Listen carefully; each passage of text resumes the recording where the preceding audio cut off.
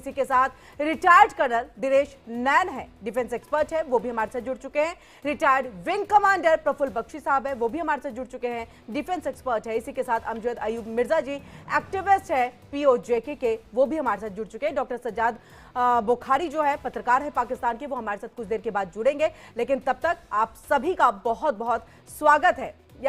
बुखारी जी भी हमारे साथ यहाँ पर जुड़ चुके हैं, आप सभी का यहाँ पर बहुत बहुत स्वागत है हमारी इस चर्चा में। सबसे पहले एक सिवाज जी आपके पास हम आएंगे और सबसे पहले यही सवाल कि क्या पाकिस्तान में आजादी सिर्फ दस्तावेजों में ही है? क्या वहां पर सच बोलने वाले की यही कीमत है कि आपको अपनी जान देनी पड़ जाएगी?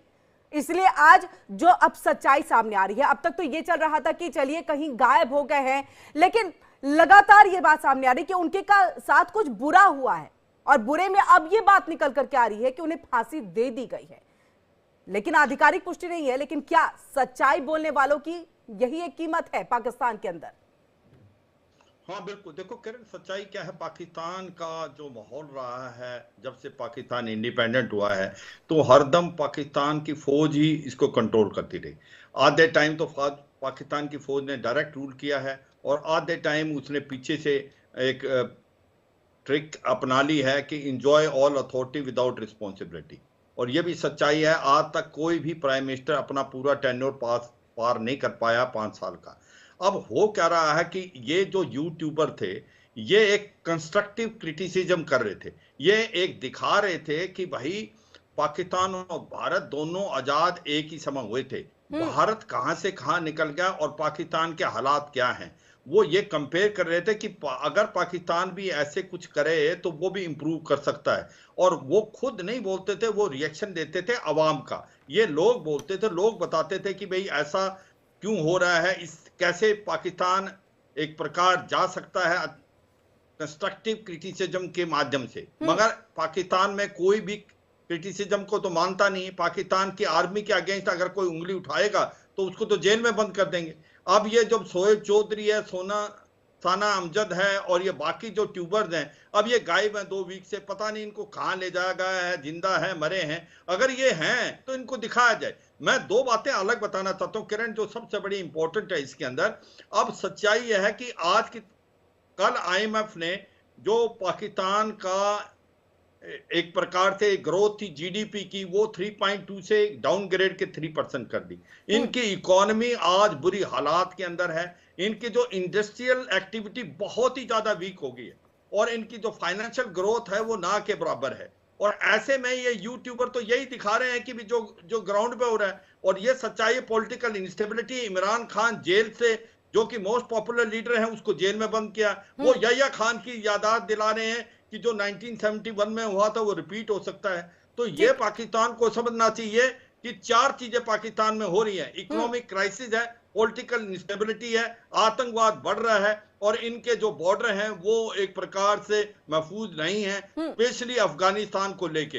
तो ऐसे में अगर आप अपने यूट्यूबर का गला दबाएंगे या अपनी डेमोक्रेसी को ऐसे कुचलेंगे तो फिर तो वही होगा जो पाकिस्तान की आर्मी चाहती है। वो कहते हैं ना, हर देश के पास आर्मी है, पर अनफॉर्चुनेटली पाकिस्तान में आर्मी के पास देश है। वहां जो पावर है असली में वो इस्लामाबाद नहीं, वो जनरल हेडक्वार्टर रावलपिंडी से जाती है। वो कहते हैं छोटा देश बड़ी आदमी। ठीक है सिवाज सर, हम आपके पास वापस लौटेंगे। अमजद अयूब सर, आपके पास हम आते हैं और आपसे, क्योंकि देखिए जब मेरी आपसे बातचीत हुई थी इसी डिबेट में तो आपने कहा था कि देखिए अब तक जो रिपोर्ट है या अब तक जो अभी तक जानकारी आई है कि अभी सेफ है, कहां है ये पता नहीं है, लेकिन अभी जो जानकारी हम लोग के पास आ रही है कि इन्हें फांसी दे दी गई है, हम इसको लेकर के भी चाहेंगे और साथ ही ये भी कि क्या आजादी सिर्फ पाकिस्तान की दस्तावेजों के अंदर है? आप सच नहीं बोल सकते, आप अपनी बात नहीं रख सकते, अभिव्यक्ति की आजादी तो पाकिस्तान में इसका नामो निशान तक नहीं है।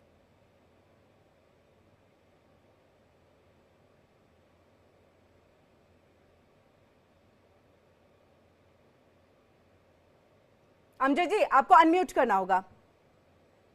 देखिए, ये जो यूट्यूबर्स हैं, जैसे जनरल साहब फरमा रहे थे, बेसिकली ये एक क्रिएटिव पॉजिटिव क्रिटिसिज्म है सोसाइटी के ऊपर और हर मुल्क में, दुनिया के हर माशरे में ये होता है। अखबारात जब शुरू हुए थे पब्लिश होना 16वीं सदी में 17वीं सदी में, तो उस वक्त भी उसका मकसद यही था कि पब्लिक ओपिनियन को जो है वो रियासत के सामने रखा जाए। और लेकिन अब ये जो यूट्यूबर्स हैं इनका कुछ पता नहीं चल रहा, कितने यूट्यूबर्स गायब हो गए हैं ये पता नहीं चल रहा।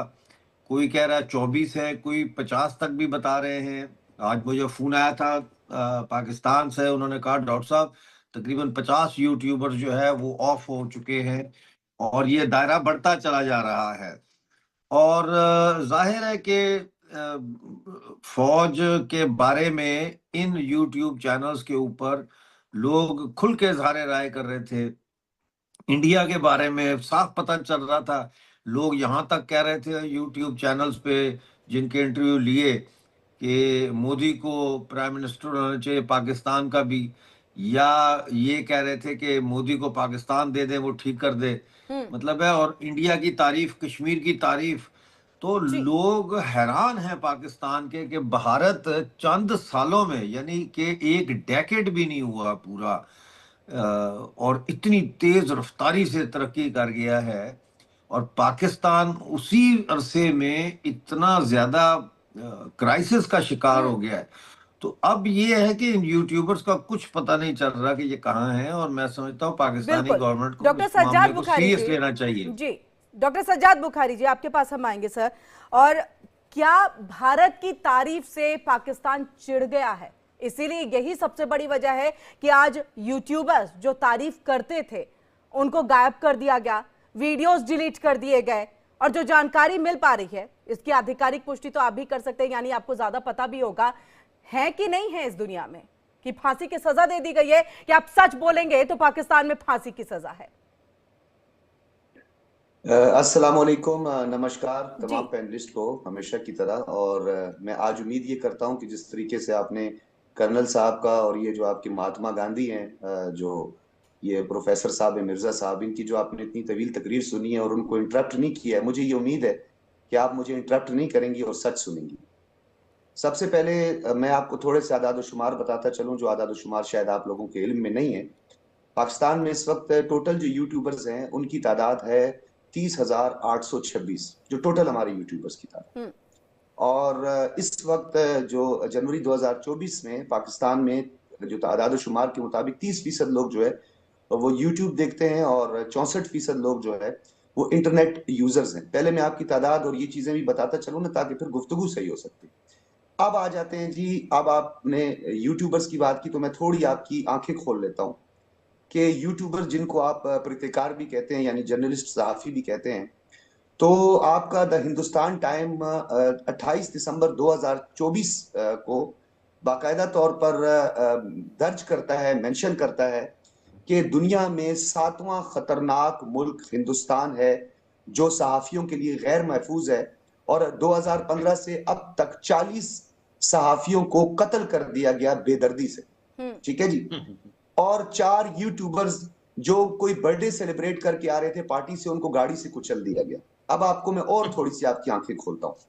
अब आप आ जाए, आपने हमारे यहाँ कहा कि जी यूट्यूबर्स पे पाबंदी है, सोशल मीडिया पे पाबंदी है, तो जो आपके उत्तर प्रदेश के जो आपके योगी आदित्यनाथ हैं, यानी आज से 4 माह कबल आपने सोशल डिजिटल मीडिया को रेगुलेट करने के लिए पॉलिसी 2024 रेगुलेटरी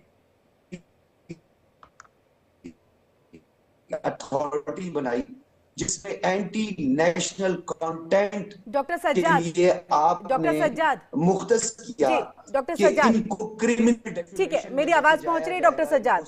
ये एक चीज बताइए, क्या पाकिस्तान भारत के इस पे चलता है क्या कि भारत जिस तरफ जा रहा है उस तरफ पाकिस्तान चलेगा? हम सवाल आपसे आपके यूट्यूबर्स के बारे में पूछ रहे हैं। नहीं, एक मिनट, देखिए सवाल से इधर मत हटिए ना। देखिए डीरेल करने की जरूरत नहीं है, आपको जवाब नहीं देना है तो आप कह दीजिए देखिए मैं इसका जवाब नहीं दे सकता, लेकिन डीरेल करने की जरूरत नहीं है ना कि भारत में ये होता है। जिस दिन भारत की चीजों पे डिबेट होगा उस दिन जवाब दीजिएगा आप। आज पाकिस्तान के यूट्यूबर्स बताइए कहाँ है? आप मुझे ये बताएं कि आपके मिर्जा साहब ने कहा कि कभी हमें कहते हैं 20 है, कभी